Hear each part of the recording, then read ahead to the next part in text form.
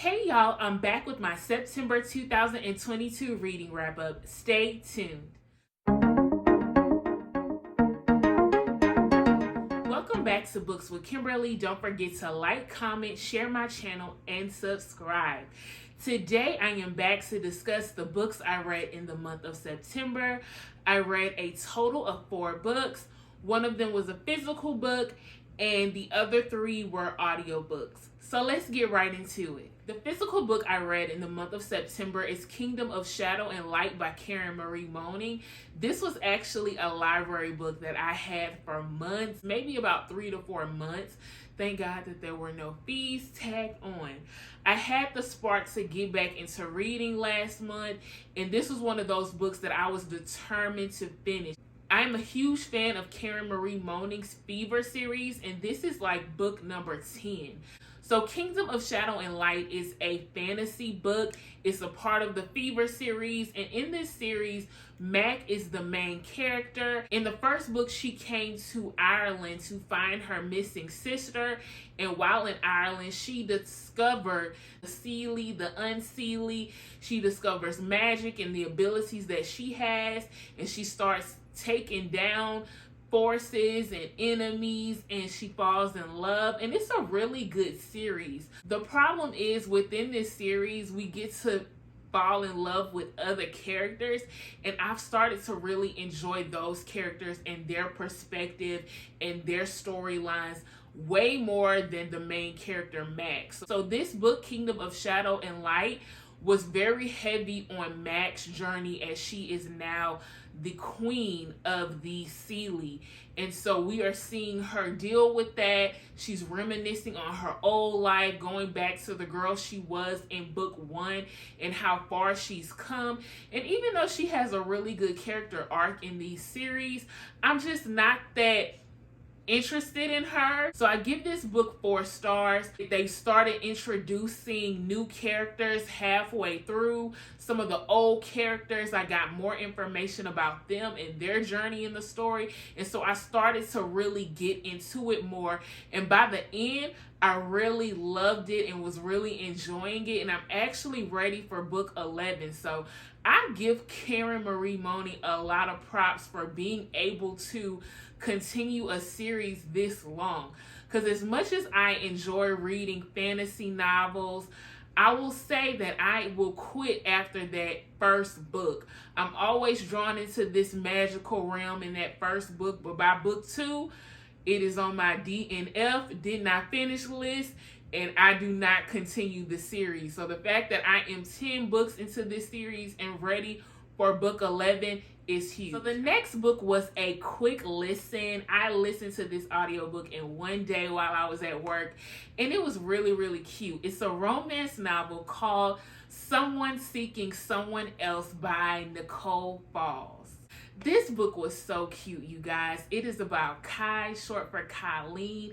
She is a blogger, lifestyle influencer, and she is tired of the dating scene, and instead of going to apps to find her love, she decides to go the old-fashioned way. She says her husband is probably on a farm somewhere, not looking at social media in the app, so she is going to put an ad in her hometown newspaper seeking a man. They end up putting a picture of her along with her ad, making it bigger than she expected. And one of the men in particular that decides to write a letter and respond to the beautiful Kai is Theodore, who in this book he goes by Rux.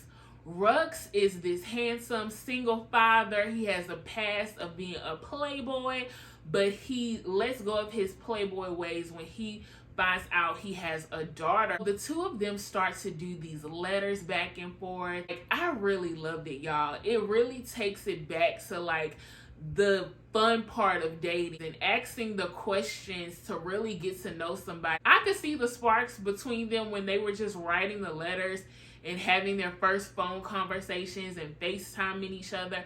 But when they finally meet at a birthday party, the sparks just fly. She connects with his daughter. They deepen their connection. I absolutely love this book. Very unique way that the two of them connected. I give it 4 stars. What kept me from giving it 5 stars was I just wanted more of the two of them. I felt like a lot of their scenes included the little girl.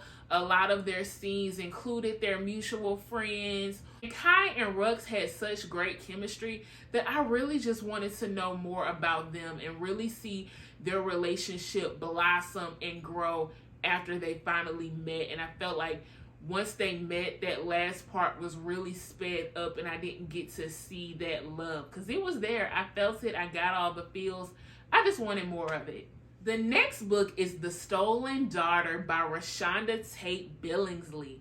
The Stolen Daughter is about Jill Reed, who is a 28-year-old barista. She dropped out of college when she became pregnant, and her husband Malcolm, they're struggling. And not only are they struggling with the two of them and their daughter, they're also struggling to take care of Jill's mother, Connie, who has Alzheimer's, and she's always having accidents. She's going to the neighbor's house. She's wandering off, and it's a lot to be the caregiver of someone. While Jill is at her job, she gets asked by one of her regular customers if she would come and speak to him and his wife after she's done working. They have a conversation with her, and comes to find out they believe that Jill is their daughter who was stolen from them when she was only 3 months old.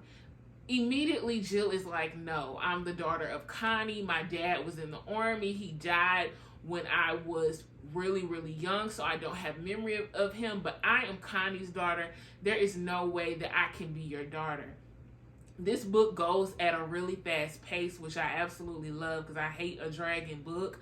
And so it really took you on this ride of Jill determining whether or not she is the daughter of this new couple who is rich. They're also an interracial couple. The man is black, the woman is white. And all of a sudden, this changes who she even thought she was. And so we're on this journey of her getting a DNA test, her digging into her past, her trying to get information out of her mother. Jill is really having to determine what to do. The woman who's always been her mother, she finds out has been keeping secrets and has possibly stolen her from this rich, like billionaire family that could have set Jill up on a different path had she had grown up with this family. I thought this book was very entertaining. It kept me on the edge of my seat, very suspenseful, very well written. I give it 4 stars. What is keeping me from giving this book 5 stars is the characters just weren't likable enough for me. I did like Jill's character enough for me to want the best for her, want her to find out the truth. Was I sold on her mother? No, because her mother she was a piece of work. Like, there was a moment where Jill was really struggling to take care of her mom, and her mom told her, if you put me in a nursing home, I will never speak to you again. And I'm like, this lady got some nerve. All the secrets she been keeping. Jill might not even be her kid. She has some nerve. Her potential biological parents, they also were keeping some secrets, and the possible mother comes from a racist family. Either side of the coin was really a likable one, so I really wasn't rooting for her to be drawn to one side more than the other. The last book, y'all. The last book is, I'm going to go ahead and say, was my favorite read of September. This was a romance novel, and it is another book that was recommended. Zatara recommended that I read Kris and Divine Plan a Wedding by Chencia Higgins. Y'all, this book was just pure bliss and joyfulness. Like, it's been a long time since I read a romance book that just made me smile and gave me all the butterflies that I love to read. And what's interesting about this book is the main characters are a same-sex couple. Kris and Devon are both women, and this book is about their journey as contestants on a show, Instant I Do. And the main goal is to convince their family that they are really planning a wedding. And so they are supposed to get all the way up until the wedding ceremony, where the host of the show will jump out and let everyone know that this is not a real relationship, that they won. You either can get married or take the money, which is like $250K, if they can convince their family that they're really getting married. The reason Devon signs up for this show is because she actually has not come out to her family. She's been living a secret life, and she feels like the best way to come out is to come out in front of cameras where her mother cannot go off on her. I actually thought that was pretty smart. Kris is already out to her family, and they're very loving and accepting of her. Her sister is also a part of the community. And so Kris has joined the show because she's actually looking for real love. You guys, I enjoyed every minute of this book. From the moment that the two of them locked eyes at the mixer to when they found out that the two of them would be a couple and going through these tasks together. They started off saying, like, look, we need to be kissing, we need to be holding hands to convince our family that we are a couple. But you could tell it wasn't fake because they had instant chemistry. It was no problem at all convincing their families that the two of them were together. I love everything about this book. I give it 5 stars.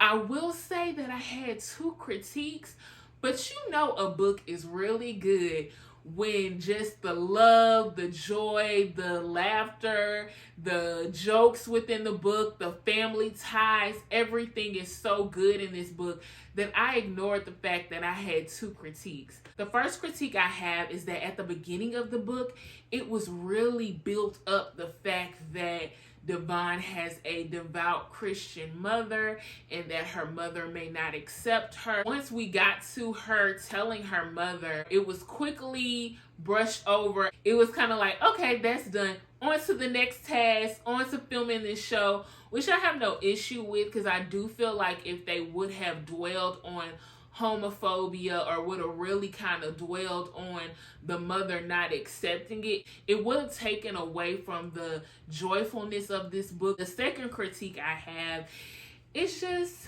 as a person who I've told y'all, I am a huge fan of dating reality shows, I just was not too sold on the premise of Instant I Do. But I think what really made me question the premise is the fact that Kris, her whole reason for being on the show was to find real love. And I'm just like, not Kris.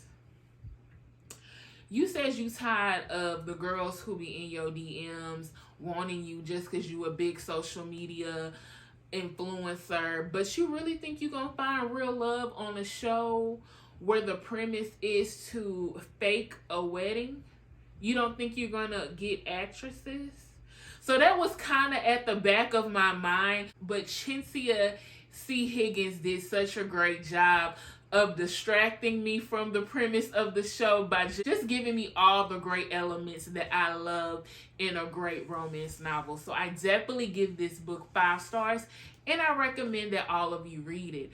Those are all the books that I read in the month of September. Get down in those comments and let me know what books you read, what books you're going to be reading in October. And thank you again for tuning in to a Books with Kimberly video. Bye.